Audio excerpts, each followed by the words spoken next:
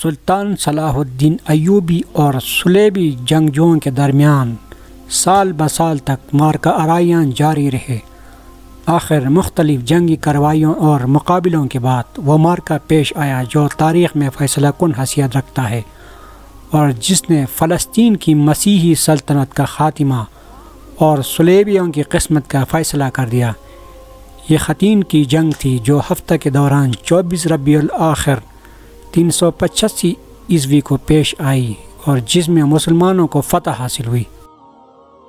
مسیحی لشکر کے چیدہ اور منتخب جوان مرد قید کر لیے گئے۔ یروشلم کا بادشاہ گائی اور اس کا بھائی ریجینالڈ اور بڑے بڑے عیسائی شرفاء گرفتار کر لیے گئے۔ باقی فلسطین کے تمام عیسائی بہادر اور شہسوار مسلمانوں کے پہرےدار میں تھے۔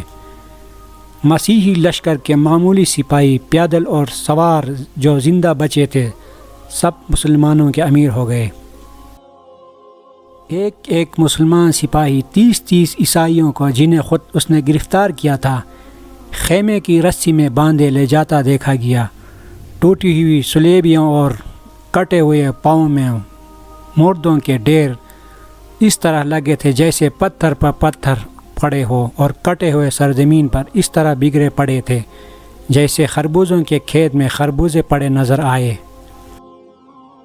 مدتوں تک جنگ کا یہ میدان جس میں یہ خونی لڑائی ہوئی تھی اور جہاں بیان کیا جاتا ہے کہ 3000 آدمی مارے گئے، مشہور رہا کہ 1 سال کے بعد ہڈیوں کے ٹوڑے اور ڈھیر دور سے لوگوں کو نظر آتے تھے، اور جانوروں کے کھانے کے بعد ٹکڑے کے بچے تھے وہ بھی میدان جنگ میں جا بجا پڑے دکھائی دیتے تھے۔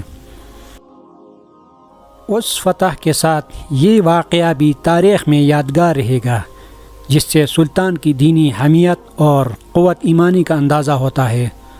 سلطان صلاح الدین ایوبی نے اپنا خیمہ لڑائی کے میدان میں نصب کر دیا۔ جب خیمہ نصب ہو گیا تو حکم دیا کہ قیدی سامنے حاضر کیے جائے۔ یروشلم کا بادشاہ گائی اور اس کا بھائی ریجینالڈ دونوں اندر لائے گئے۔ سلطان نے بادشاہ یروشلم کو اپنے پہلو میں بٹھایا اور اسے پیاسا دیکھ کر برہ میں سرد کیے ہوئے پانی کا کٹورا دیا۔ سلطان یہ دیکھ کر ناخوش ہوا اور ترجمان سے کہا کہ بادشاہ گائی نے دیا ہے۔ روٹی اور نمک جیسے دیتے ہیں وہ محفوظ سمجھا جاتا ہے، مگر یہ آدمی ریجینالڈ اس قسم کی حفاظت میں ہی میرے انتقام سے نہیں بچ سکتا۔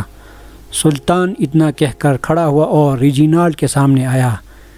ریجینالڈ نے جب سے خیمہ میں داخل ہوا تھا برابر کھڑا رہا تھا۔ سلطان نے اس سے کہا کہ سن، میں نے تجھے قتل کرنے کی قسم 2 مرتبہ کھائی تھی۔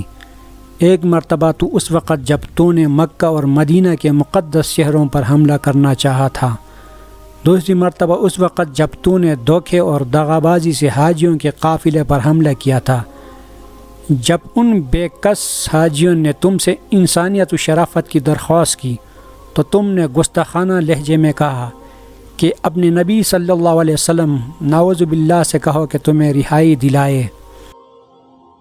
یہ فقرہ جب سلطان صلاح الدین ایوبی تک پہنچا تو اس نے قسم کھائی تھی کہ اگر یہ بے ادب اور گستاخ میرے ہاتھ آئے گا تو اپنے ہاتھ سے اس کو قتل کروں گا۔ سلطان نے ریجینالڈ سے کہا کہ دیکھ، اب تیری بے ادبی اور گستاخی کا انتقام لیتا ہوں۔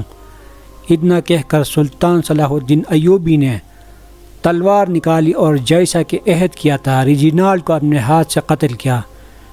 جو کچھ رمق باقی تھی اسے پہراداروں نے آ کر ختم کر دیا۔ بادشاہ گائی اس قتل کو دیکھ کر لرز گیا اور سمجھا کہ اب اس کی باری آئے گی۔ سلطان نے اسے اطمینان دلایا کہ بادشاہوں کا دستور نہیں کہ وہ بادشاہ کو قتل کرے۔ تمہارے بھائی نے بار بار عہد شکنی کی تھی، اب جو کچھ گزر گیا۔ ایک روایت ہے کہ سلطان نے ریجینالڈ کو طلب کیا اور کہا کہ لو، میں رسول اکرم صلی اللہ علیہ وسلم کی شان میں گستاخی کا انتقام لیتا ہوں۔